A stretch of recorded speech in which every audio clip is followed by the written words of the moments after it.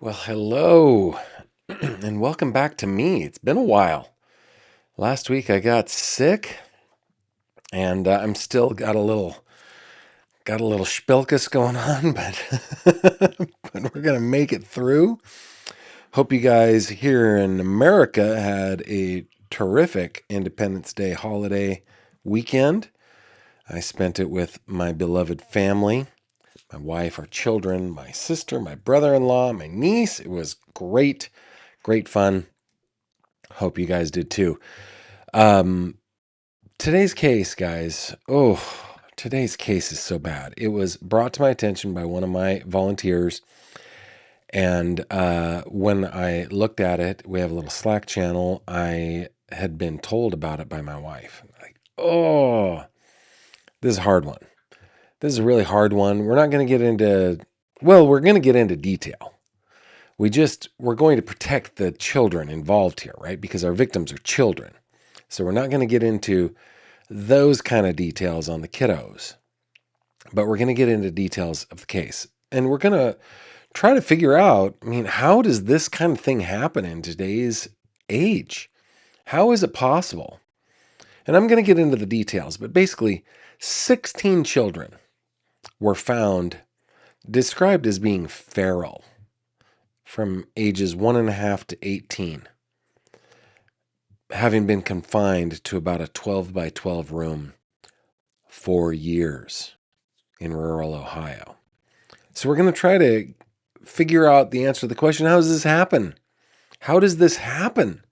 It just turns out that this was discovered because a warrant was being served on another matter. It's just absolutely insane crazy. But why don't we start off today with our question of the day, which is, what do you think we should do as a society with people who who perpetrate this kind of abuse against children? Oh my good, I just don't even know what to do. And I look at their mugshots and I go, these people are special. These people don't have 4 brain cells to rub together between the 4 of them. Nevertheless, they've brought 16 children into the world. 16 children into the world. And have kept them in a cage, basically. It's not literally a cage, but it's a 12 by 12 room. Some of them can't communicate. Even an 18-year-old can't write her own name. There are issues here. So answer that question. What do you think we ought to do as a society to people who do this kind of stuff, who perpetrate this kind of stuff against children? And while you're doing that, don't forget to tell me where you're tuning in from. Use a GF in your comments so I can see it on my end. So we're going to get into this case of the Siders family in Ohio. This case is about a week old now. It started, they were discovered on June 30th. As we're recording this, it's July 6th, so this is about a week old, but it doesn't matter. We're going to get into it. We've got some headlines around true crime in the Nancy Guthrie case, in the Suzanne Morphew case, the trial against Barry Morphew, the Karen Reed saga, and the Alex Murdaugh case. We've got some good news in the art world. For those of us who are lovers of art, I wouldn't call myself an aficionado or anything, but I do love art. And so we've got some good news there. So what do we got? We got 10 gallons of content to put into a 5-gallon show. I hope you will stick with me. Let's do it.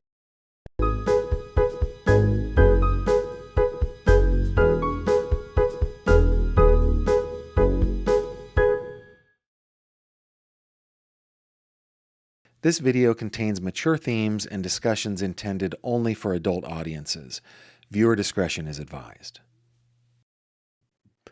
Hello there, my friend. Welcome to another true crime conversation with me, Gavin Fish. So glad that you are here. So glad that I am here. I don't like missing the regularly scheduled live streams.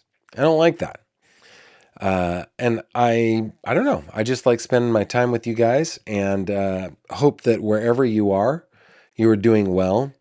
and that I don't mean to get your blood boiling. I don't want to infuriate you. This is an infuriating case, though. It's just that kind of case. But wherever you are, be sure in your comment to put GF so that I can see it on my end. And tell me where you are tuning in from. Lucky is saying, I'm interested in the background of all four of these folks. I am as well. Let's see if we can get that up there. There we go. Cold Aquarius is watching from the birthplace of Ronald Reagan. All right. Kim from the Ozarks is here. Michelle is saying, glad I'm feeling better. I'm feeling much better. I don't sound much. Well, I sound better than I did over the weekend, but doing better. Coffee time for D, tuning in from Saudi Daisy, Tennessee. We got Fredonia, PA in the house. Dana says, I don't think you want me to actually say what should be done. You have the same feeling I do. I'm not one for what we refer to as prison justice for those who have been convicted. But I feel like we need to come down harder. I really do. A clarinet girl says reports are that she actually birthed 20 children. Oh my goodness. Coffee time for D says they should be put into work prisons, that and be paid. All the money should go to fund proper care for the children. Hopefully this would get rid of the awful people who foster children. Interesting. Clearwater, Florida checking in. Ontario, Canada checking in. Coffee time for D. I'm glad to see you too. Montana is in the house. Angie Affordable from Florida is here. Love Sleuthing says, I'm looking handsome. Well, thank you very much. I'm in one of my favorite shirts. It is a cotton linen blend. Picked it up from Marshall's in Citrus Heights, California. But yeah, I'm feeling good today. Thank you. Mary says, hello from Georgia. Glad to see you back. You sound so much better. I'm feeling better. Tuning in, says Nikki, from the marine gemmed island of Bermuda. CAers need to be exiled on a deserted island with maximum security and limited resources. Jenny, good to see you again, tuning in from the Queen of American Lakes. Pebbles is coming in from Indiana. We got Wisconsin in the house. We got Maryland here. We got Milwaukee, Algonquin for the good land. South Africa is here. Glad you are here. Yeah. Parenting classes are licensed prior to procreating. Ooh, yeah, I know. Slippery slope on that one, but sometimes it feels like we need it. Sometimes it does. Clarinet girl. You can't give me spoilers, man. It's my fault. But Portugal just lost to Spain. I was rooting for Portugal, but actually, guys, I don't know what kind of person this makes me, but I'm kind of rooting for Argentina.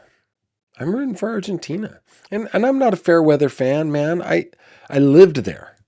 Okay? I have loved La Patria since 1995.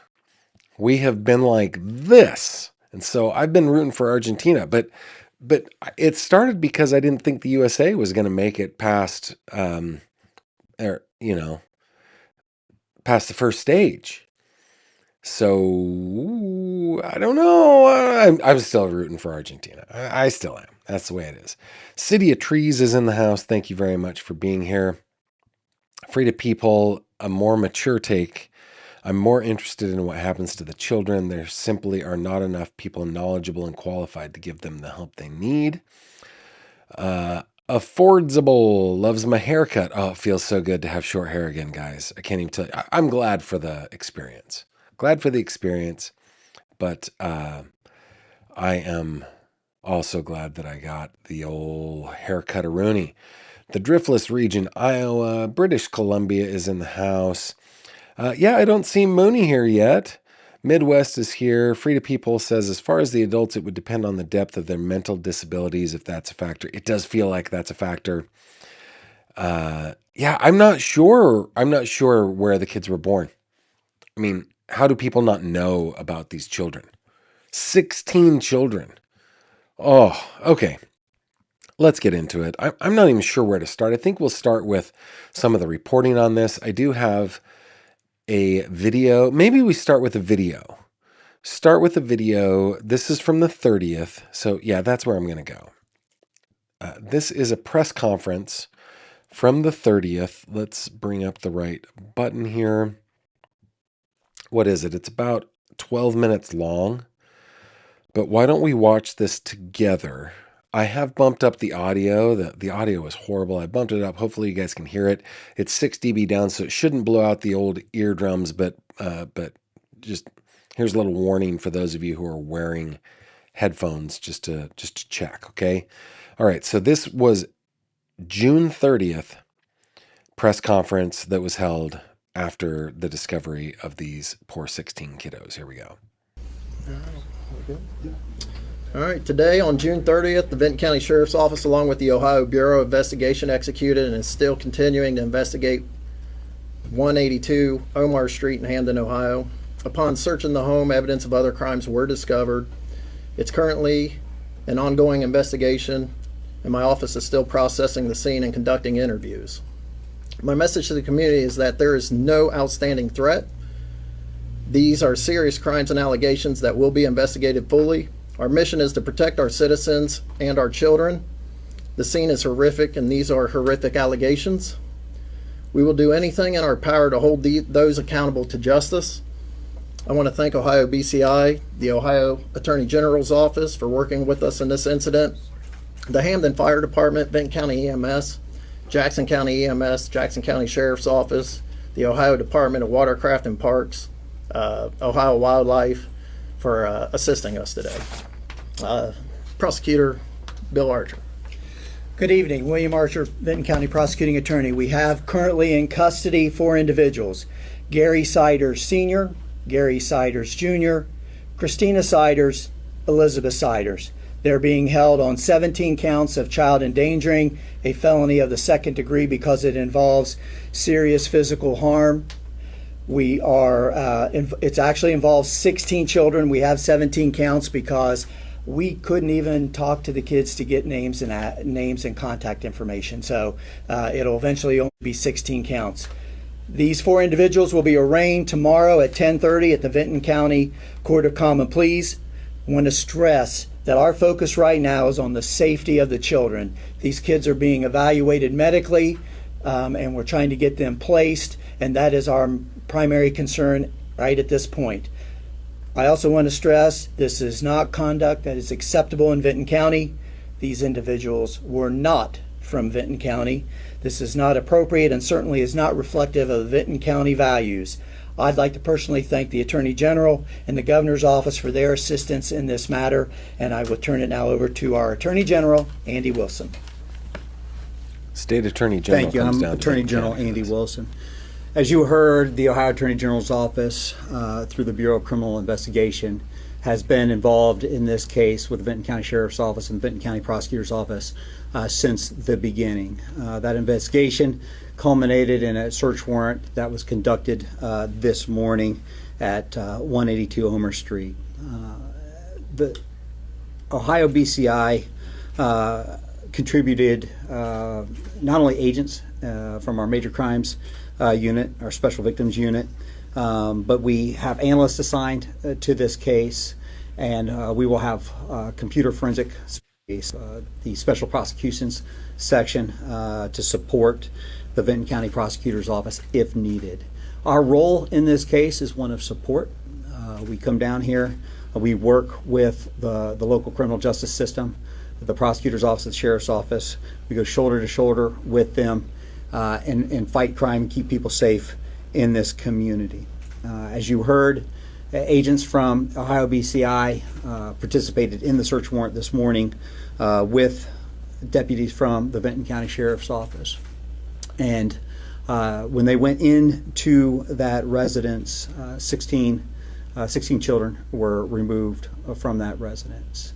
And I've been doing these types of cases for a long time. I spent a big portion of my career dedicated to prosecuting these types of cases. And I can tell you this is pure evil. What we saw down here today is pure evil. And I have to commend the deputies from the Vinton County Sheriff's Office and our agents from Ohio BCI and I, who went into really kind of one of the worst environments that I've seen in my career, and were there for those children in their time of need.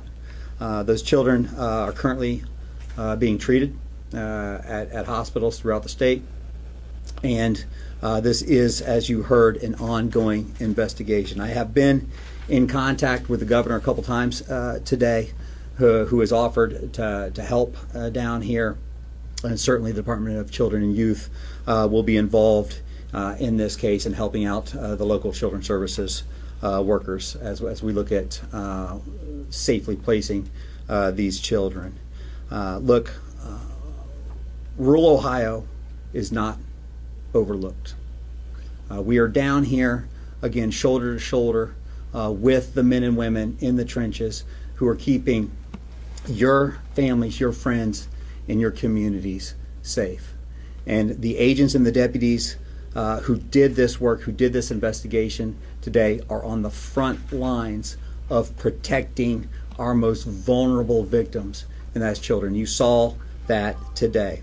As it is an ongoing investigation, you will see the facts continue to roll out. We will be limited in the questions that we can take or how we can answer those questions because it is the way the American criminal justice system works is the accused are presumed to be innocent, and they are innocent in the eyes of the law unless and until they're proven guilty in a court of law. And I'm confident, based on what I've seen, based on the great work that's been done here by the county prosecutor's office and the investigative team, that we will bring this case, or we will see this case to fruition, and justice will be served for these kids. So that is all I have right now, and I guess we'll turn it back over to the group, Steve, for any questions. Those 4 individuals, were they at the residence when you guys arrived this morning? Yeah. Yes, there was 4 adults. Was there any push? Did they go peacefully? Yeah, there was no incident upon arrest. What tipped investigators off to do this search warrant today? Again, this is part of the ongoing investigation. This has been under investigation for a little while. The search warrant was the culmination of that investigation, not the culmination, but it was the next step in that investigation. I'm not going to go into the specifics, or we're not going to go into the specifics of what that information was. You have to see it play out in court. Yes, AG, Mr. Wilson. What is the range of age of the kids, and what were the nature of their injuries? Well, look, we're not going to go into the nature of the injuries. We will tell you that some of the, and again, Sheriff, you guys can jump in whenever this is your press conference. We will tell you that several of the children are in serious condition. 2 of the children had to be care flighted to level 1 trauma centers because of the nature of the injuries, and it's very, very serious, obviously. And then the other question was the ages of the kids. So that it's my understanding the kids aged from 1.5 to 18 years old.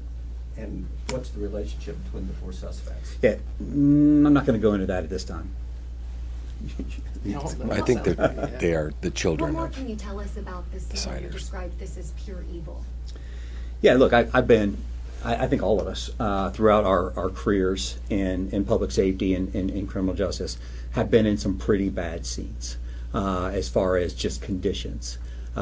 This probably was the worst scene that I've been in as far as the deplorable conditions.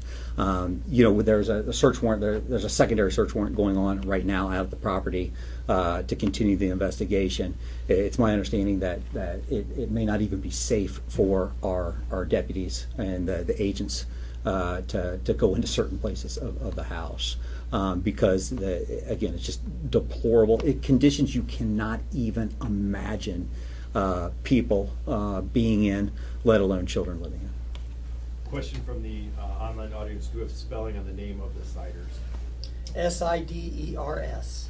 And the first names again? Come to the mic. I'm sorry. Thank you. Siders, Gary Sr., Gary Jr., Christina, and Elizabeth. Are the 17 charges against all 4 at the same time? They are. All 4 adults were there at the time of the search warrant and these deplorable conditions, so they were all charged. And then you mentioned they are new to Vinton, or they are not Vinton County natives. When did they move to the county? Again, this is part of the investigation, and we just have confirmed that they are not from here. They've been traveling, but beyond that, that's all we can say at this point. Is there any reason to believe there could be more victims beyond the 16 children located today? We're not going to comment on that one yet. Sorry. Are the children local, or are they from all over the United States, or can you not comment on that as well? Well, look, I think we can at least say this to snuff out some rumors. It's an ongoing investigation, but I know some of the people have been talking about the possibility of a human trafficking ring. That's not what this is. That is not what this is. So it's not like you have kids from all over creation that have been trafficked through that is distinctly not what this situation is. Could there be additional charges? That's a good answer. There could be, yes, depending on the investigation, and that it is still very, very early in the process, and there are a lot of other leads that we're working on, so yes, very likely. What degree felony did you say that was? Felony of the 2nd degree. Thank you. And then can you say where the kids were found in the house? Nah, we probably shouldn't comment on that one. Can you tell us about how the children, anything about their emotional state when you found them? I won't talk about their emotional state, and I think the sheriff is probably best positioned to talk specifically about what happened during the search warrant. I will tell you this: their medical condition was so severe that the number one concern of the folks who are law enforcement officials who were there at the scene was getting them medical treatment, getting them to safety, to the point where literally their lives were in danger at the time. 2 more questions from online. Are any of the children related to the Siders? If so, how? And were any of the children in foster care? Yeah. We can't answer either of those questions because of the nature of the ongoing investigation. Can you say boys and girls both? I mean, Yes. Yeah. Boys and girls both. Were the kids all members of the same family? Not going to answer that one. Okay, listen, thank you very much. As this is an ongoing investigation, we will continue to keep you updated as more evidence comes out and as we're at a spot where we can give you more information. Where do you all go from here today? Arraignment is 10:30 tomorrow. All right. Listen, thank you. Appreciate it. Thank you guys very much. Okay. More information has come out since then, of course. They're pretty aloof about answering a couple questions. I think that's perfectly appropriate. I did want to show you that we do have the charging documents, the complaints. Now, there's not any probable cause statements on this, and the complaint is the same for all 4. So I've just brought up one of them. This is Christina. Christina is, I think, grandma here. We're going to get into their background, where they're from, and so forth.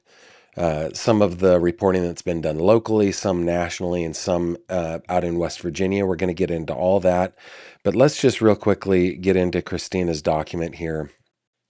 This was filed on the 30th of June, same day as that press conference we just watched. Count 1 is endangering children, which is 29.1922B1 and 2919.22E2D. I think they are all that. Let me just scroll through here. I think they are all. So let me real quick just open another tab. And let's see, Ohio Statute 2919.22. Let's just look at the revised code here real quick. So we're looking at 2919.22B2. So it's no person shall do any of the following to a child under 18 years of age or a child with a mental or physical disability under 21 years of age. And it is torture or cruelly abuse the child. That's what 2919.22b2 is. So torture or cruelly abuse the child. And then the other one was E2D. So let's go down to there's C, D, E. Needs to be the capital E. Let's see. I think I missed it. E. Okay. And we want to go to E2D. So whoever violates this section is guilty of endangering children. If the offender violates Division A or B 1 of this section, endangering children is one of the following, and in the circumstances described in Division E2E of this section, that division applies, and we want to go to E. If the violation is a felony violation of Division B1 of this section, and the offender is also convicted of or pleads guilty to a specification as described in section blah, blah, blah of the revised code that was included in the indictment, count in the indictment, or information charging the offense, the court shall sentence the offender to mandatory prison term as provided in Division B7 of section 2929.14 of the revised code, shall order the offender to make restitution. So the mandatory in B7, let's go here, what they're looking for, B 4, 5, 6, 7. Oh, come on.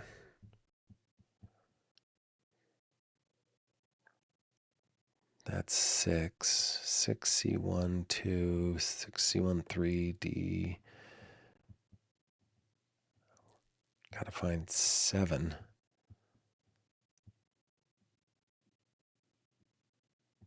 Goodness sake. How many subsections are here? Let's...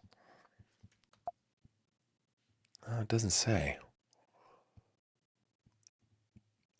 B27 is what we're looking for, right? B1A. I don't know. I don't know what they're... It doesn't matter. Doesn't matter. I'm getting into the weeds there. Okay, so 1 count of endangering children, 2 counts endangering children, 3 counts endangering children. They're all the exact same count, but the children are named here, right? Did abuse CS, child under 18 years of age. ZS, child under 18 years of age. Born in, so let's do the math here. We've got born in 2008 right here. So this one born in 2009, ZS born in 2009, CS born in 2011, KS born in 2012, BS born in 2013, GS the third in 2014, LS 2016, VS 2017, JS 2019, ES 2020, NS 2022, SS 2022. So there's one of the sets of twins right there. John Doe, born in 2025.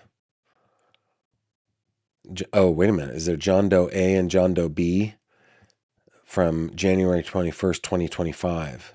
Twin boys. So there's the second set of twins. And then this is redacted, a child under 18 years of age, unknown as far as the age on that one. Another one, unknown the age. Another one, unknown the age. It's just, it's sickening and infuriating, and just makes me, but I look at these photos and I wonder, like, do these people, can they be held responsible for their behavior if they're just so mentally ill? I can't tell by looking at them. But she doesn't look like she has bathed in weeks in this picture. I mean, they're all that way. Oh my goodness. I think there's probably substance abuse issues. The warrant may have had to do with squatting. We'll take a look at that. It's just so infuriating. Let me go over to your comments over here, see if you guys are, Dana, this is a great comment. Similar to the Turpin family from California. This, of course, is the one where one of the kids escaped and went and got help, found that there were kids chained to the bed. Yeah, Turpin, the Turpins. Of course, they were, I think they were given life sentences, were they not? Something, 30-year sentences or something like that, I hope. Alante Charles says the house is also located at a dead end. No one goes there according to the neighborhood. Yeah, and let's see if there's anything else. Okay, so let me go over, we'll bring you a couple of other things that I've found here. This from the AP, this from, it says July 1, but it's wrong button, Gavin. Here we go.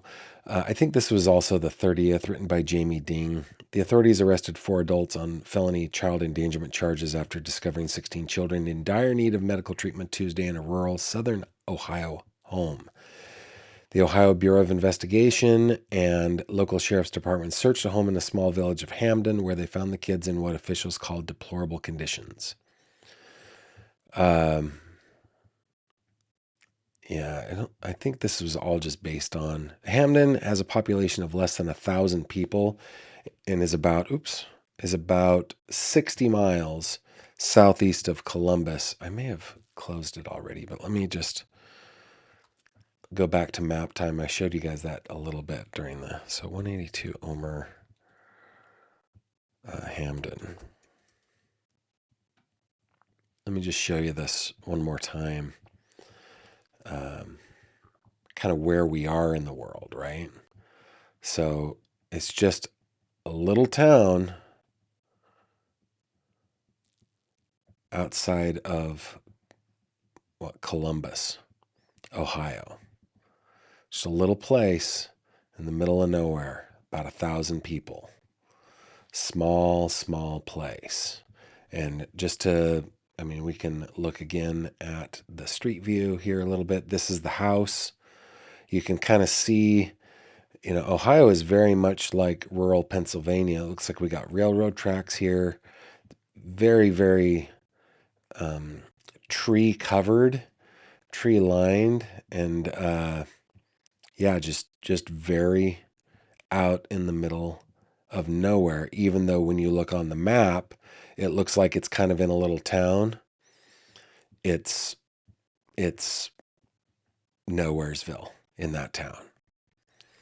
Go back over here. Let's see. The children ranged in ages from 1.5 to 18, included both boys and girls. Several were in serious conditions when found, and 2 had to be flown to level 1 trauma centers because of their injuries. Attorney General Wilson said it was the worst scene he had ever encountered in his entire career, describing what he saw as pure evil. Law enforcement were executing a secondary search. Okay. This came July 1 from the AP. This is written by Julie Carr Smith and John Sewer. 16 kids rescued from dilapidated Ohio home. 16 children from the same family who were rescued from a dilapidated home in rural Ohio were living in wretched conditions with human waste all around, confined to just one room over much of the past 4 years, authorities said Wednesday. Some of the children discovered Tuesday were unable to speak, and one, an 18-year-old who is developmentally disabled, could not even write her name, investigators said. Quote, most of our livestock was kept in better conditions than the children, said Vinton County Sheriff Ryan Kane. Just a disgusting scene. The children's parents and 2 grandparents were charged with felony child endangerment, prosecutors said. Authorities found the children while carrying out a search warrant in an unrelated investigation, Ohio Attorney General Andy Wilson said Wednesday at the news conference. Officials said it seemed as if no one outside the family knew about the children who weren't enrolled in school. We didn't know there were going to be 16 kids there, said Wilson, who was nearly at a loss for words in describing what officials found in the tiny village of Hamden that sits in one of Ohio's poorest counties. Quote, "It's the type of thing that we're not used to seeing here in America." I don't know. This is just a personal anecdote a little bit, right? But you guys know that I lived in Argentina for 2 years. And Argentina, at the time, there were some first world cities. Cordoba was a first world city. Certainly Mendoza, Buenos Aires, they had first world cities. But third world issues for sure, especially when you got out into the little places. I've seen poverty that would just stretch the imagination. In fact, I have friends that I originally found in that poverty. Just belies the imagination, right? I thought that didn't exist in the United States. And then I moved to Western Pennsylvania. And I've seen it a lot out here. People living in absolute squalor. And there was a case. There was a case here, two years ago, where a little boy was beat to death by his mom's boyfriend in a basement. Like 4 people were living in a basement out in Oil City, PA. And by basement, I don't mean like a finished basement. I mean like lime block. Like I live in a beautiful home, but the basements out here leak. Right? There's water running in our basements. That's just the way it is. So they were living in that. And that's not the worst that I've seen. So, yeah, we're not used to seeing this kind of stuff in America. It happens in America, and it might be happening where you live too. And rescued children looked like feral animals. The sheriff said it appears the children spent most of their time in a room that was roughly 12 feet by 12 feet. He didn't disclose how the kids were kept inside the home, but said authorities didn't find any cages in the house. They were kept in the home through coercion and probably through violence and through threats. They're children. They're children, for crying out loud, right? They didn't have to be kept in cages. The children ranged in age from 1.5 years to 18 years old, included both boys and girls. 7 were transported to hospitals in Columbus. 2 were flown by helicopter. 1 was in critical condition on Tuesday, while some of the others were admitted for care, Wilson said. They looked almost like feral animals, Wilson said. It was terrible. The children were in temporary custody of the Ohio Department of Jobs and Family Services. Vinton County prosecuting attorney William Archer said the 4 adults were charged with second-degree felony child endangering because it involves serious physical harm. Here they are again. I think they've got the names wrong. I think his name is Gary Siders Jr. and his name is Gary Siders the second. It went senior junior the second, right? So they call them senior and junior, and then Christina is grandma, and Elizabeth, I think, is mom. Vinton, Gary Siders Jr., Gary Siders Sr., Christina Siders, and Elizabeth Siders appeared in court Wednesday, where a judge entered not guilty pleas on their behalf, set bond at $300,000 for each. They have not yet been assigned lawyers. This was as of the 1st. Steve Irwin, a spokesperson for the Attorney General's office, would not say whether all of the children are siblings or how they are related. The house where the children were found sits on a road tucked away alongside a steep railroad embankment where tracks carry rumbling trains through Hamden. The closest neighbors are separated by trees and thick brush. Again, you can see that if we get in our little map time Aruski here. You can see how, there are neighbors. It is a street. Looks like there's, trailer across the tracks. But it is heavily, heavily wooded. And if we go to a satellite view, let me go back here. If we go to a satellite view, yeah, I mean, they're separated, very separated from one another. It's probably pretty easy for them to keep a lid on what was going on at their old homestead. An open door revealed bits of trash inside, while a wooden deck and a backyard were filled with discarded tires, a high chair, and other debris. There were these photos from the Columbus Dispatch. Looks like there are cats in there. Like they look, all the windows are open. They're trying to air out the place. And look at like just piled up stuff. Just piled up stuff. This does not scream mentally well, right? Investigators said members of the family had moved around southern Ohio over the past 2 decades, and that it looks like they avoided setting up medical and government records. Quote, these folks were pretty good at hiding these kids, Wilson said. Investigators were reviewing whether the family was reported to any children's services agencies in the past. Neighbor Joseph Stewart, 60, said he saw no kids at all since the family moved in 3 houses down, and that he could clearly see the house and yard when passing by. It's a sad situation, he said. Stewart has lived on the street for 6 years and called it a quiet neighborhood.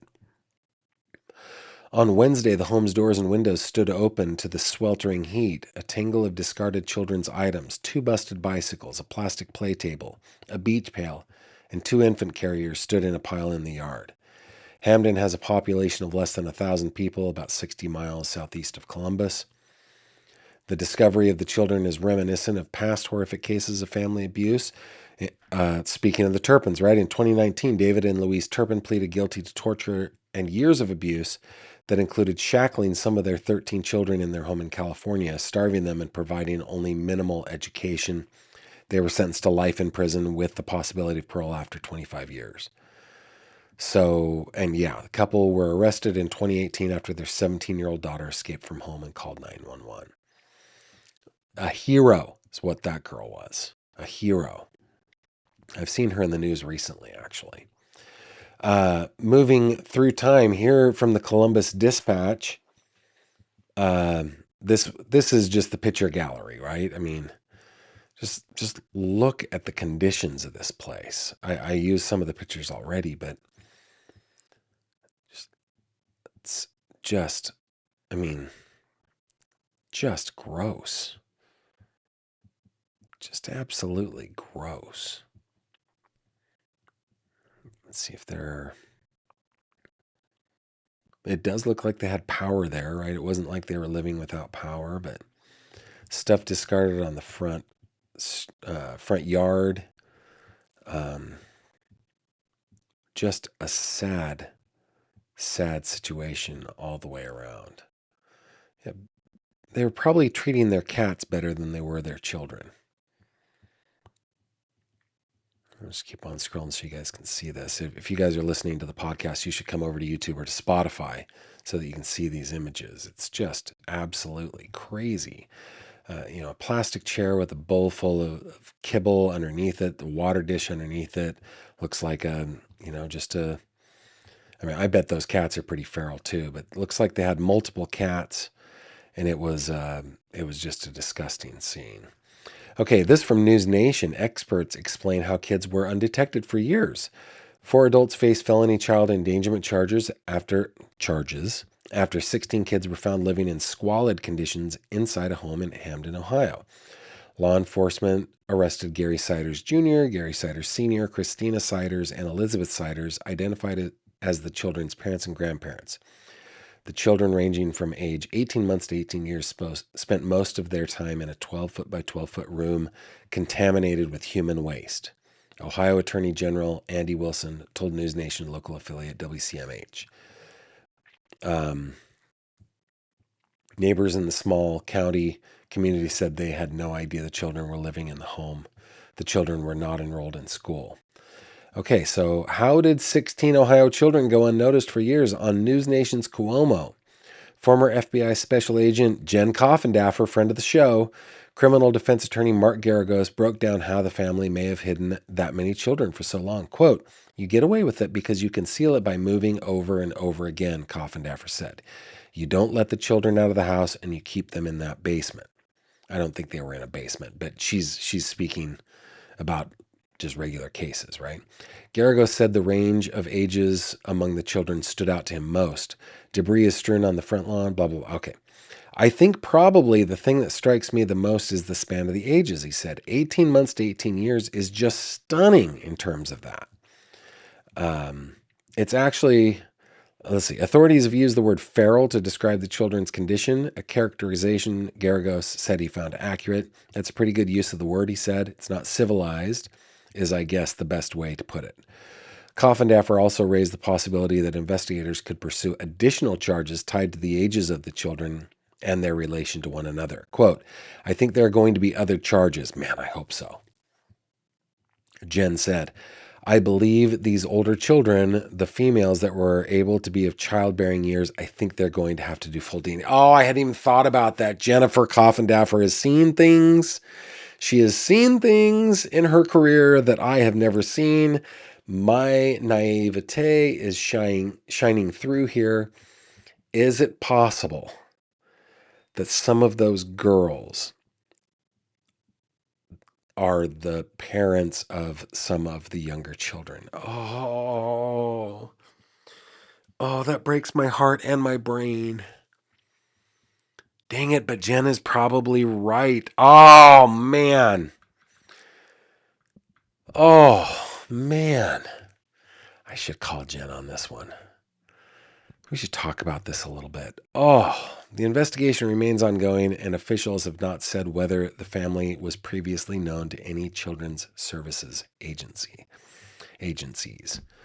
Oh my goodness. Let's just bring up pictures of these winners once again. So I don't even want to think about that, but we've got two men, senior and junior. And we've got one woman of childbearing years and possibly multiple girls. Oh.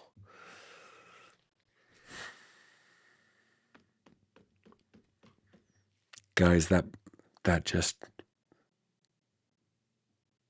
is so... that just the possibility of that just breaks my heart.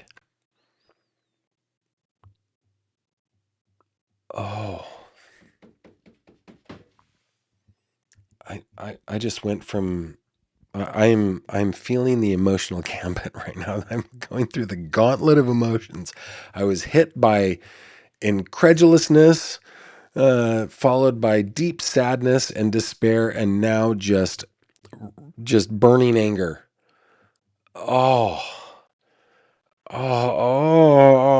Man. That just kills me. One more article before I go to your comments here. Guys. This was published at PBS, written by Julie Carr Smith from the Associated Press on July 3rd. So what is that, Friday? Is that right? Yeah, Friday. Ohio town shocked by 16 kids found living in squalor, quote, right under our noses, close quote. Dateline Hamden, Ohio. Just days after authorities removed 16 siblings from a squalid home and arrested their parents and grandparents. Maybe their parents and their grandparents. Dang it. That angers me. The question looms over their southern Ohio village. How could this have happened 4 years unnoticed right here?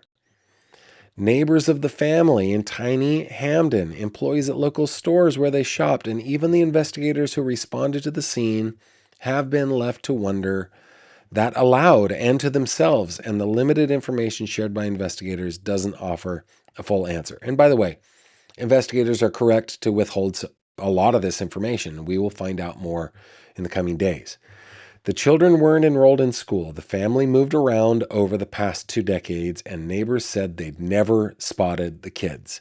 The children remained mostly confined to a small room in the house, investigators said, under deplorable conditions. Quote, right under our noses, and nobody was able to help them sooner, said Emily Collins, 27, owner of VC Farm and Floral in nearby MacArthur, as she lamented how the case goes against the grain of the tight-knit community. Continuing the quote, "It's just crazy with all these wonderful things going on in our little hallmark town.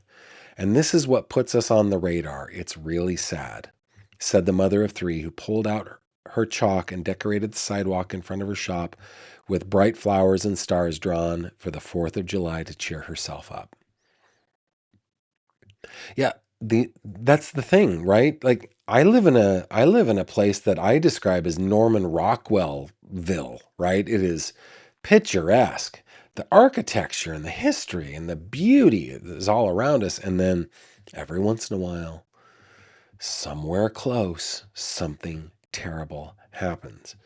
So, yeah, there's always the dank, disgusting underbelly, right? Authorities said they had gone to the home Tuesday on an unrelated investigation and discovered the children. I don't know what that unrelated investigation is, and I want to know. I think it might be a squatting situation, but I don't know. Okay, lawyers are saying, let the case play out. You know, lawyers, you're supposed to say that, but also, yeah, kick rocks. We're going to talk about this, okay? 4 people who are the children's parents and grandparents were arrested on child endangerment charges. Gary Siders Jr., 36, Gary Siders, 73, Elizabeth Siders, 33, and Christina Siders, 67, pleaded not guilty to child endangerment. Let's go through those again. Gary Siders, Gary Siders, age 36. Gary Siders, age 73. Elizabeth Siders, age 33. And Christina Siders, age 67, pleaded not guilty to child endangerment. Bond was set at $300K. The children's mother, Elizabeth Siders, married their father, Gary Siders Jr., when she was 15, and all of the children are theirs, her attorney, Thomas Stoley, told the AP. She was crying and exhausted when we met with her on Thursday, Stoley said. I'm with Jen. There's got to be DNA. There's got to be DNA here. The attorney says all the children are hers. They got to know.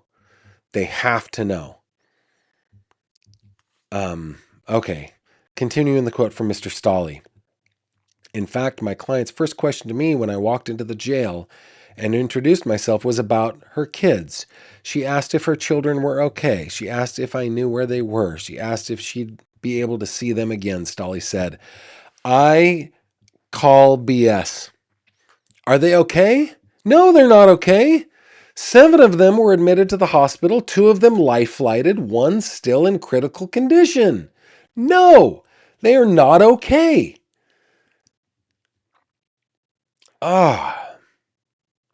He wasn't able to answer those questions, quote, but I thought it was telling that her first concern was not when can I get out of jail, but was are my children okay? Again, calling shenanigans on that one.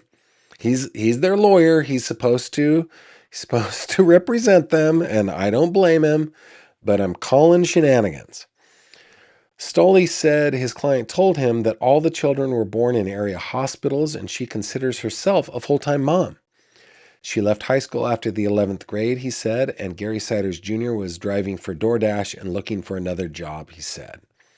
Stoley said the prosecutor's office has not yet shared their evidence with him, but so far he hasn't seen anything that supports Ohio Attorney General Andy Wilson's description of the family as pure evil. Oh my goodness, sir. Oh my goodness, sir. You're allowed to be a good lawyer. I don't hold it against you. I like good lawyering and I respect it. And we want these folks, again, Gary, Elizabeth, and Christina, we want them to have good representation for sure. We don't want any kangaroo courts here. We want them to have good representation. We want them to be convicted in a court of law, or they'll probably plead guilty. But anyway. Evil requires malice, and I did not see any malice in Elizabeth, Stoley said. In your one interview with her in the jail, have you seen the children? Oh, well, he just said they haven't shared the evidence with him. Stolley added, I think that this is more so a case of isolation than a case of evil. And I think that there is an important distinction there. Because if that's all you know, and you have to think someone at 15 years old doesn't know a whole lot about being adult, about being a mother, about being a wife, and that's been your worldview for the past 17 or 18 years, you get shaped by that. I will call that fair, Mr. Stolley. I'll call it fair.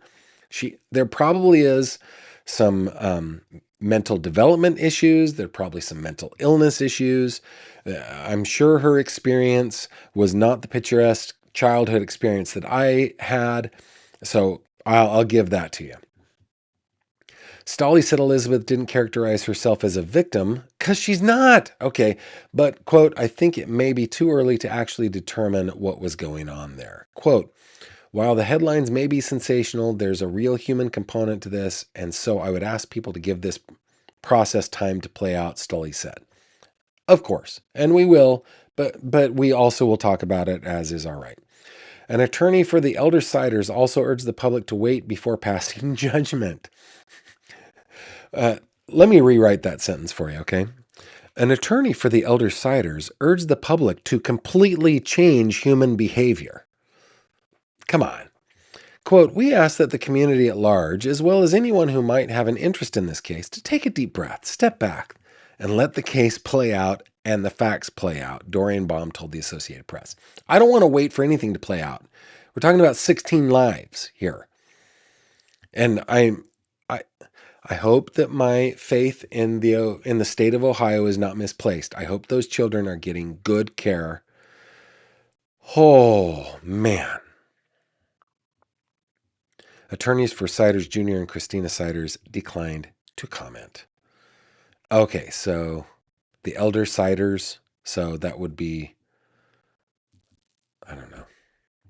Okay. A man who lives 3 houses down from the Siders family said he had seen no kids at all there. We read this. Authorities wouldn't publicly share the nature of the other investigation that led them to the house. However, court records show a warrant was issued for Siders Jr. that day on misdemeanor indecent exposure charges related to alleged incidents on 4 days in May. He's pleaded not guilty. Let that sit for a second. Indecent exposure charges. Let that sit. What does that tell us about Junior here?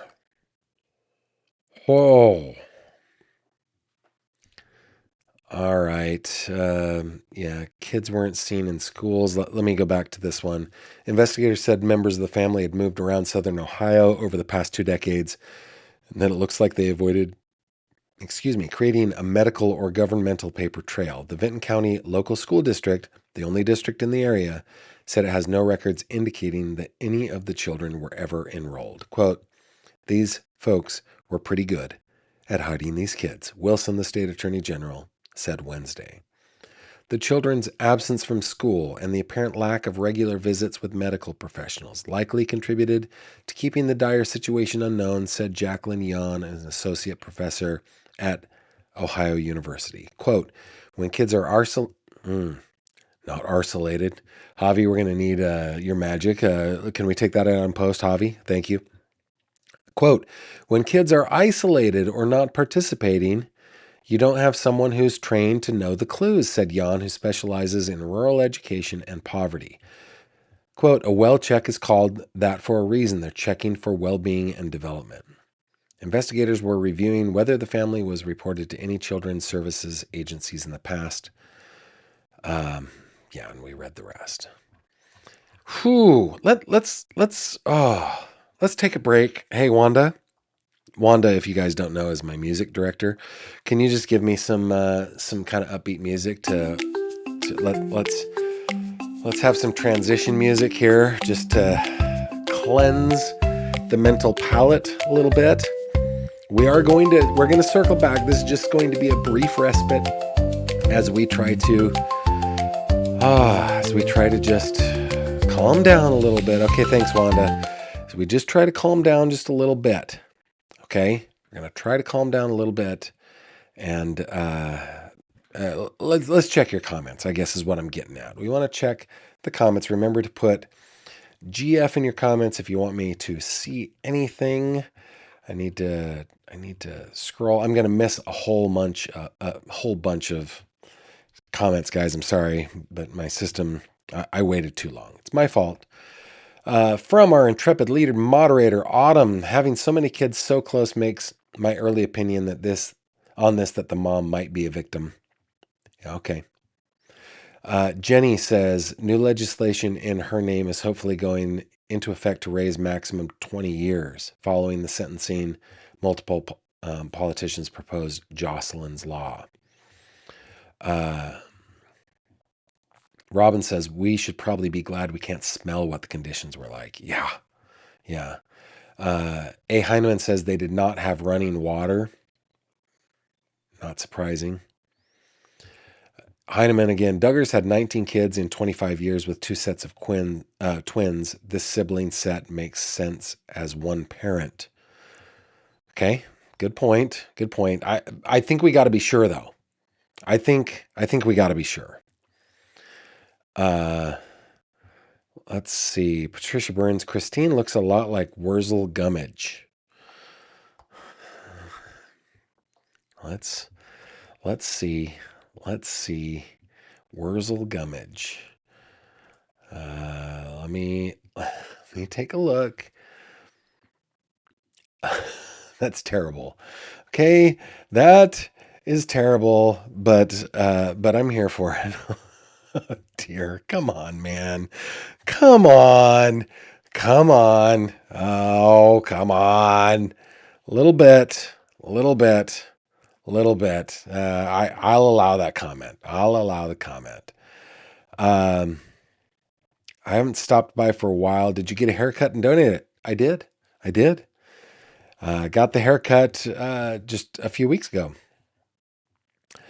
Clarinet Girl says, I agree with Jen. That was the only life the kids knew. Yeah. Chaos Mama saying, Gavin, imagine how law enforcement must have felt walking into this, and they have to keep emotion in check. Yeah, like hats off to law enforcement and to child protective services, family services, social services that run into things like this. This is obviously a worst case scenario, I think, but my hat's off to them for what they do. Let's see. How do I say? A New Gilliston says, I feel you. That is something no one wishes or wants to be true. Yeah. Ooh. They were looking for stolen tools. Well, I think possibly that there's something else going on there too, but the indecent exposure thing. Ugh. Debbie says they need to test the kids for paternity. My spidey senses are ringing when I see that grandfather. Could be 2 fathers there. Could be multiple mothers too.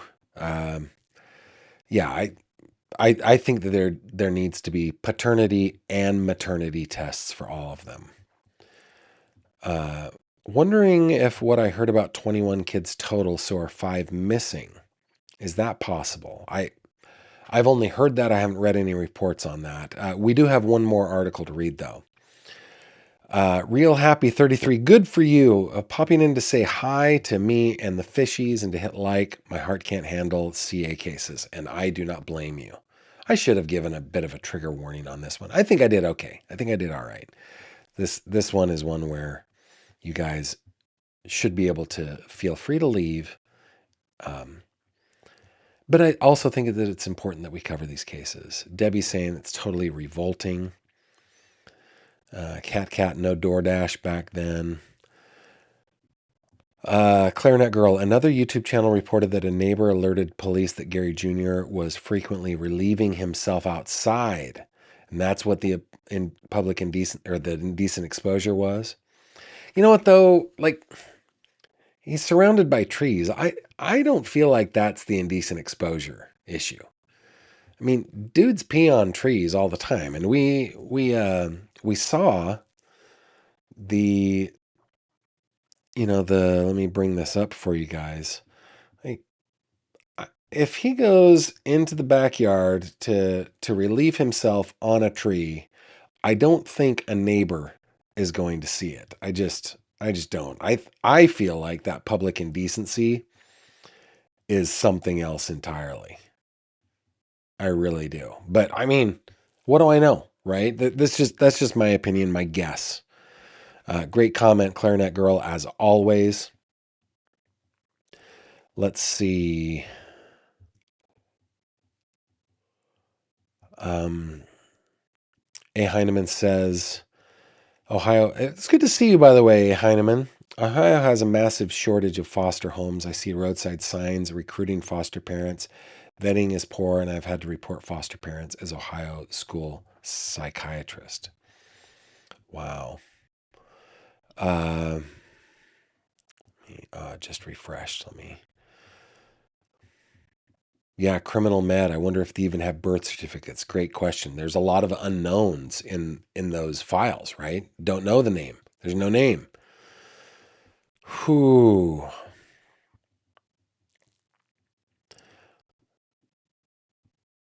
Please check out father of 255 pounds. He has a wonky eye and looks odd like this grandpa. Okay. There was a news reporter that said she called the water department and they did have service in the grandmother's name. Okay. Thanks for that. Deb asking, do you know if they've done DNA testing yet? I believe they will find some of these kids to be from incest, sadly. I fear you're right. I hadn't thought about that until Jen Coffindaffer, said that. Because I'm naive and I want to think the best of people. But I think you're probably right. I don't know if they've done DNA testing. I'm sure they're doing it. Yeah, I fear Wanda may be working some overtime on this case. Wanda, get your fingers cracked, get them all loose and ready to go. Little Devil is watching from Ontario. Thanks for doing that. Jenny says, you missed the first part of that chat. I was about a case local to me. Jocelyn Ann Delusky of Corinth, New York. Parents lived in deplorable conditions and 3-year-old passed from it. Sentence 1 1/3 to 4 years. Oh, wow. Wow. Lily Wayne said, there was a set of twins who died the day they were born. There's a gravestone with their names and dates. Okay, we'll have to vet that. Kay Bling, the whole scenario is more horrifying than we can imagine. Yep. Off the porch. Yeah, if he's peeing off the porch, okay. Maybe that's what the indecent exposure is. I don't know. From True Crime Addict, one of the responders stated they could still smell the odor days later. Oh. Yes, I do have a cold, Kay Bling. And Clarinet Girl says a clerk said the parents frequented her store buying water, sugar, vegetable oil. Okay, we got one more article that I want to bring to you on this case. Wanda, can you please just kind of work me in on this one? Just get me cheered up before we get to it a little bit. Ooh, okay, taking deep breaths. All right, thanks, Wanda. Okay, this from WOWK-TV in West Virginia. Where does West Virginia's child marriage law stand? And what does West Virginia have to do with this, you may ask? Well, it will become apparent, friends. Dateline, Charleston, West Virginia.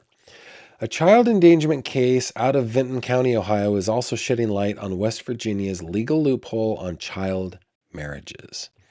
Gary Siders Jr., 36, and Elizabeth Siders, 33, were arrested alongside the former's parents, Gary Siders Sr., 73, and Christina Siders, 67, Tuesday, after 16 children were found living in horrendous and deplorable conditions inside their Ohio home.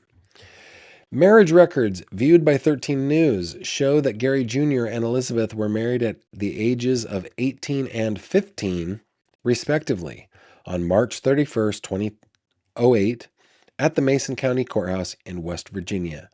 At the time, both parties were living in Gallia County, Ohio, according to records. So they went from Ohio to West Virginia to do this, apparently. According to Ohio marriage laws at the time the Siders were married, the youngest age of consent to marry in Ohio was 16 for the female party and 18 for the male party. Quote, West Virginia was one of the only states in the country that didn't have a floor for marriage at all. And there were records in the past 20 years of children as low as 8 years old being married to two grown adults, like people in their 50s and 60s. Says, I don't know, is that Detective Kayla Young? Dell Kayla? I don't know.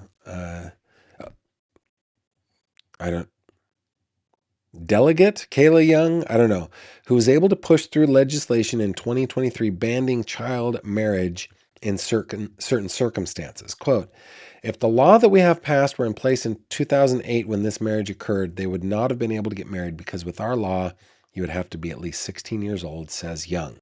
However, the bill passed in 2023 was a far cry from the legislation she drafted to put West Virginia's child marriage laws in step with its neighbors, as young people from out of state had come to West Virginia because the marriage laws were not as strict. I have had county clerks reach out to me and tell me, like, hey, this is still a problem because so many out of state folks are still coming here to get married because we're a border state for so many other states who have banned child marriage, she says. Young's original bill banning marriage before the age of 18 passed the House, but was shot down in the Senate Judiciary Committee by a 9-8 vote, which she calls disgusting. According to Young, then chair of the Senate Judiciary Committee and current West Virginia Supreme Court Justice Charles Trump used extraordinary parliamentary procedure to override the vote. Okay. So anyway, they were married at 18 and 15 because West Virginia at the time allowed it. Ew. Just ew. I can't, Wanda.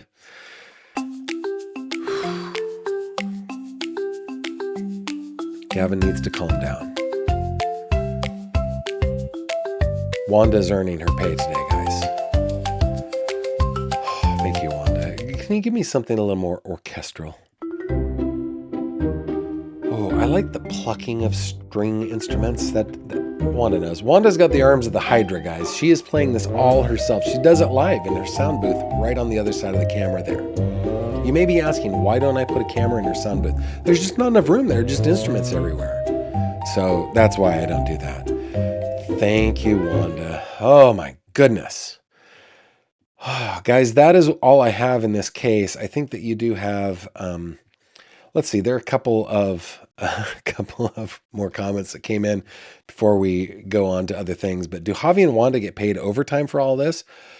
Wanda and Javi are well paid for their expertise. They do excellent work. They're valued and cherished members of the team.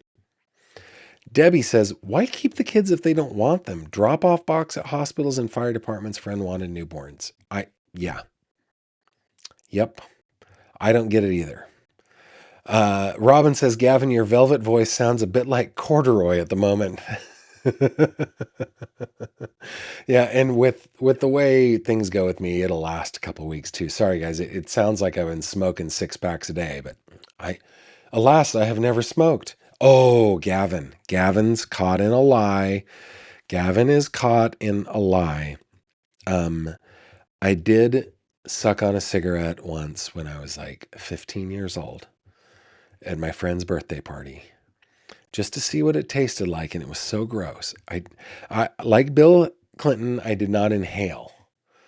But unlike Bill Clinton, I'm telling the truth about that. Yeah, velvet, it's a little crusty right now, right? It needs a good washing. Venomous Vixen says, Gavin, people have found the 2 oldest kids' social media. There's a video on their TikTok showing a tombstone that has the names of the twins that died. The names match the ones at the gravesite. Okay. All right. New Gilston said, is there possible to get a gifted membership? Here's the thing. I can give away 10 memberships a month. I've done 5. I will do it again, but I don't get to choose who they're given to. YouTube chooses that. So, here in a week or 2, I'll do the other 5. Debbie says, so could some of the boys be fathers with some of the sisters? Oh, Debbie, dang it, Debbie, dang it, damn it, Debbie, dang it, Debbie. I suppose that's possible. I mean, it's possible. Sure, it's possible. Oh, my goodness sake. I don't want to think about Wanda. Help me out. Wanda, help me out.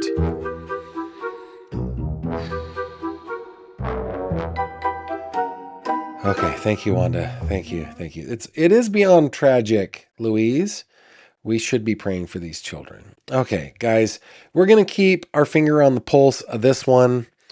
When we have more to report, we will be reporting that. But despair not, we are not done for the night yet. We've still got more to go. Let me bring up my little thing. We got some headlines in the Nancy Guthrie case, the prosecution of Barry Morphew, the saga surrounding Karen Reed, the prosecution of Alex Murdaugh. We've got some good news in the art world. But before we get into any of that, let's do 3 questions. Here we go. It's 3 questions with Gavin Fish.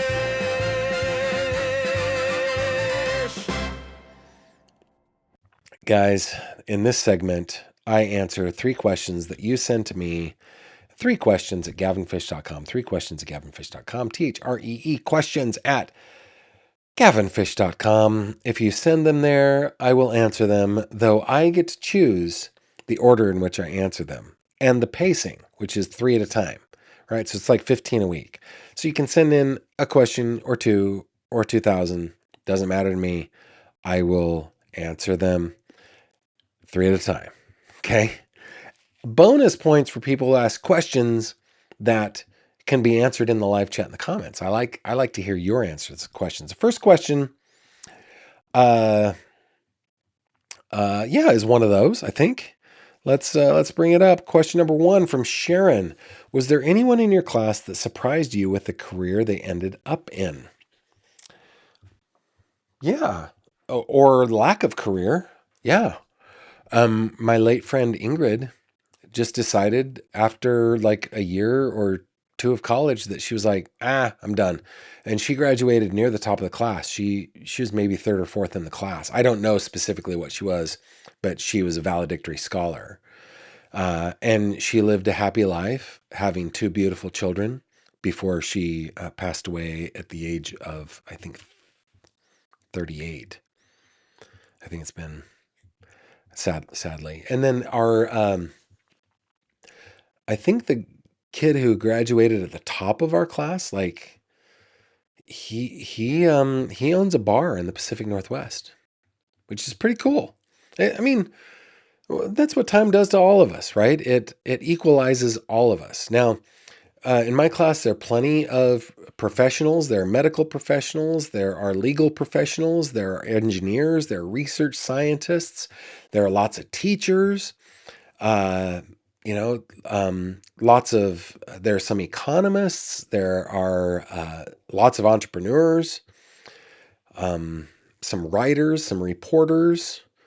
Yeah. So I guess I would have been surprised that our valedictorian would have ended up owning a bar. I thought that he would have cured cancer, but he found happiness another way, or for fulfillment, or at least I hope he has. Tell me that answer for the people in your class, high school or college. Love to hear that. Question number 2 from Ruth. What, in your opinion, would be the most funny or ridiculous vehicle to have as a police department vehicle? That's a great question, Ruth. In my time in the land of Argies, my beloved Argy land, La Argentina, where I lived as a young man, it baffled me in the beginning when I would see like a moped driving by and it had like an entire family upon it. Dad would be driving. There would be a child behind dad, between mom and dad, who would be behind that child. There would be another child standing on pegs on the back. There would be a child sitting on like a basket seat on the handlebars. Kid you not, it was not uncommon to see 5 people on a moped. I think the most I ever saw was like 7. I don't want to overstate this, but it was common all the time. You'd see these mopeds go by with entire families on them. And here I am, like Kimberly and I are right now, we're working on buying a car, and we're looking at a car to buy, right? And we will not be getting a moped for our family of 8. We have 5 children, one of whom is married, so now we have a child-in-law. So we've got 6 kiddos now. Yeah. So I think it would be hilarious to see a police vehicle where you're taking your perp in handcuffs between 2 officers on a moped or something with lights. Woo! That'd be great. I would love that. I would love that. In Argentina back then, I would see like Fiat 500 police cars, little Citroen police cars. Yeah, so not far off of the old moped. That'd be funny. Question number 3 from Cindy. Do you have a fear of heights or any other phobias? Cindy, I do not have a fear of heights. I do not fear heights at all. I'm perfectly comfortable in very high places. I don't know that I have any phobias, but I do not like spelunk. I just don't want to be. I guess claustrophobia would be my thing. I don't know that there's like that. I don't know if there's been a diagnosis of it or anything, but yeah, I'm pretty claustrophobic. I like to be able to move and breathe. So I guess that would be my phobia. You guys answer those questions in the live chat and in the comments. Anybody in your class that surprised you with the career they ended up in? What would be the most funny or ridiculous vehicle to have as a police department vehicle? And number 3, do you have a fear of heights or any other phobias? Tell me in the live chat. And while you are doing so, how about you and I get into some headlines? Here we go.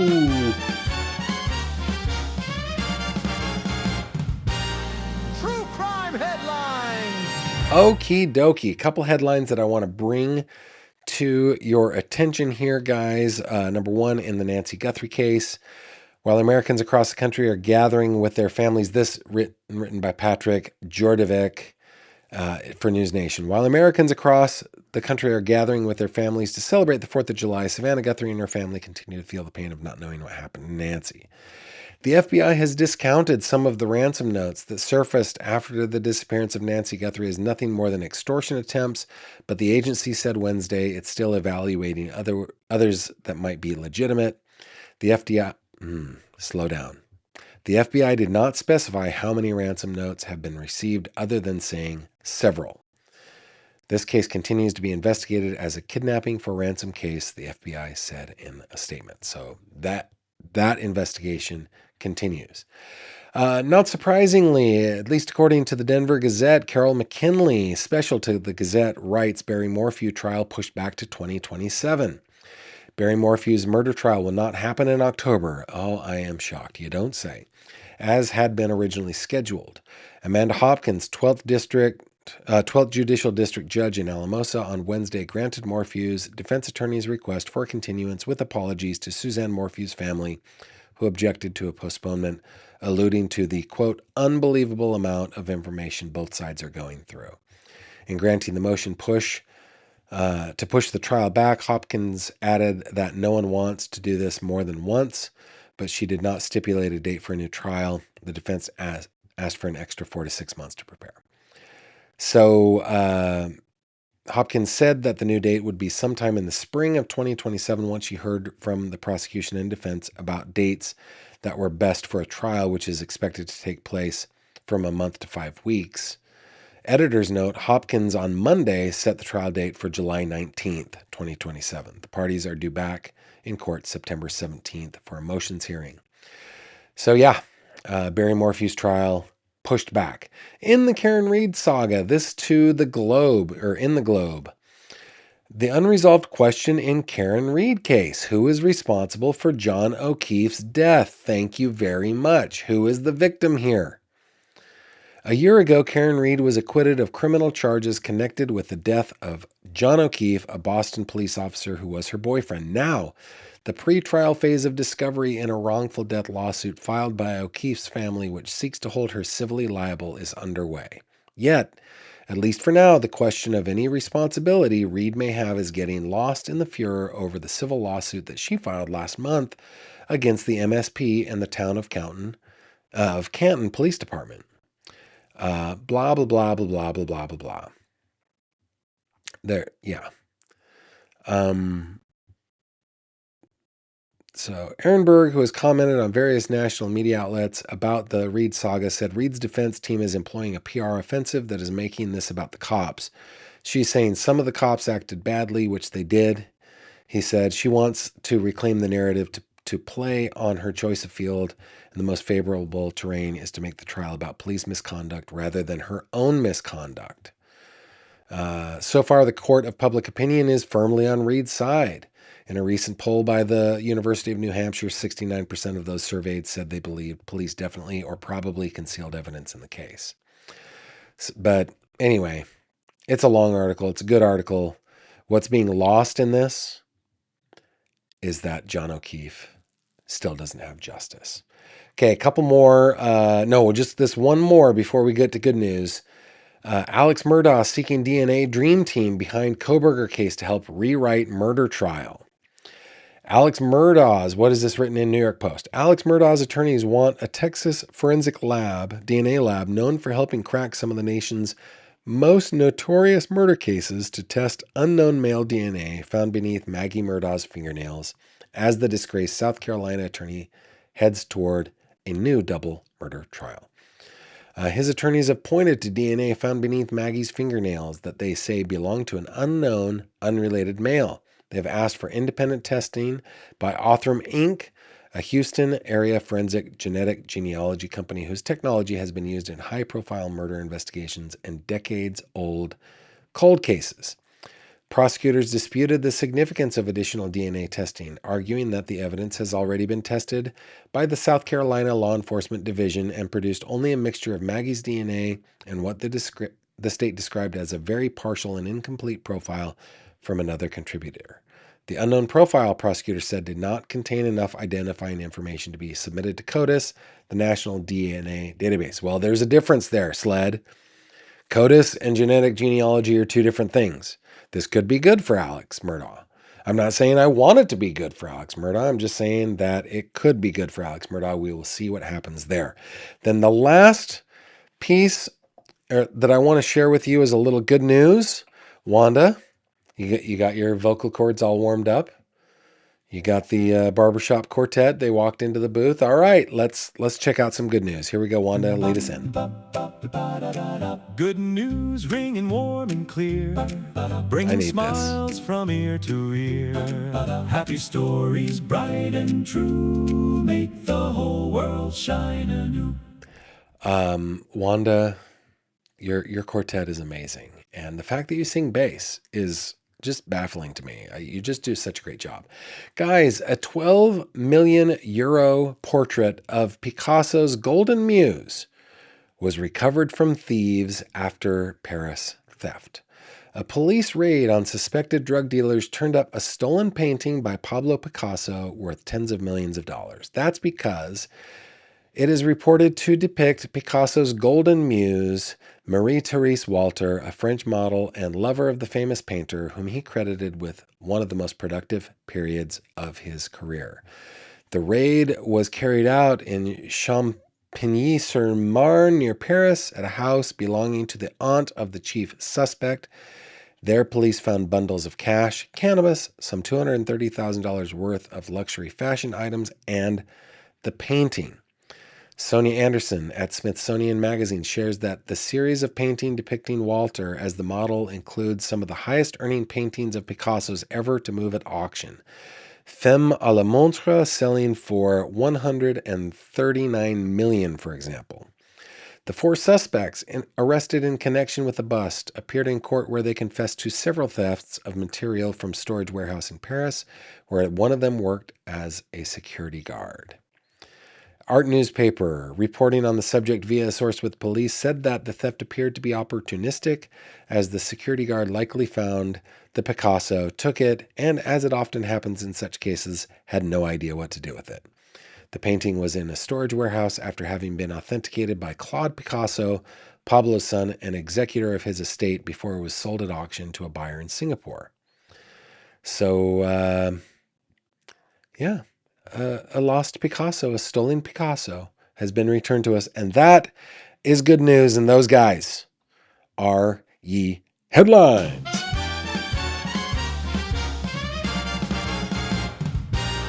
True crime headlines. All right, before we call it a day, let's just check out to see what final comments you guys have. Cherry asking, Gavin, could she be pregnant now? She certainly could be. Could be. Yes. Kay Bling, comparing to Clinton is horrible. Debbie says, not only malnourished, dehydrated, and in a room full of feces, urine causing illness. Yes, indeed. Jenny sent a gift membership. Thank you very much, Jenny. That was received by Ms. B195. Thank you so much for doing that. Appreciate that. Autumn, 25 months as a fanatic. And by the way, we will do another members only on Wednesday. It's going to be a little different than the last one. We're going to do it the way it was suggested that we do it. So it will be, it doesn't matter. You will look for a post. Members, fanatics, all my fishies who are members and patrons, look for a post on YouTube and on Patreon with a link to the live stream on Wednesday, and then I will publish it as a members only after the fact. Kay Bling says, did you end up in the career you wanted or aspired to? Kay Bling, nah. You are asking a question that belongs in 3 questions. Please send your question to 3questions@gavinfish.com. Robin says, Jared from Subway graduated from my high school. Wow. That is not true. Robin, is that true? Robin, oh my goodness. I cannot. Robin. Funny. Louise says, coming to you from North Carolina, all I know is that as a society, we need to move heaven and earth to protect children. The punishment cannot be harsh enough. I agree. Just Ducky says, the most wimpy guys in my class became a Navy SEAL, showed up at a class reunion like Captain America. Captain America! It's awesome. So cool. Lucky saying, what do you think of people saying it was SG who did this? Once again, this is a question that belongs in 3questions@gavinfish.com. I don't blame you, Lucky. You're new here. That's what we do. Debbie says, such a horribly sad case today, guys, but it's so important. Thanks to Gavin, our mods, and each and every one of you fishies in the deep blue sea. I echo that, Debbie. Thank you very much. Robin says, yes, Jared from Subway went to her high school. Wow. Jenny says, could you possibly do members only live on Monday? I can't make shows any other night until November. If not, totally understand. Wednesday is the night that I have it in my schedule. And so Wednesday, it is going to have to be, but you'll be able to check it on the replay for members. It'll be there for members only, so it'll be there. Mildly Mercurial says, just mildly mercurial? Good. George Michael graduated from your secondary school. Very, very cool. All right, guys, that's all we have for today. I'm glad to be back with you. Glad that you chose to spend your time with me today. We will be back tomorrow, 6:00 p.m. Eastern. Hey, have you noticed, before we leave, since there are about 500 of you still with us, that my old Facebook page has been blown up, and it's been a while since I've told you. You can head to my website anytime, gavinfish.com, and while you're there, you can reach out to me by clicking on this little icon, the envelope icon, and if you click the fishy icon, that will take you over to the fish tank where we hang out. And if you feel so inclined, you can also follow me on my page. On my page, it's starting to grow. After not putting any effort into it, I finally decided, you know what? We're going to do this. And of course, gavinfish.com is another great place to find CrimeCod articles. If you click on any article on my website, that will take you to CrimeCod, my true crime website. You can sign up for the newsletter. Lots going on CrimeCod. I invite you to do that. And with that, I shall bid you adieu. And I hope to see you on the next one. Take care of yourselves.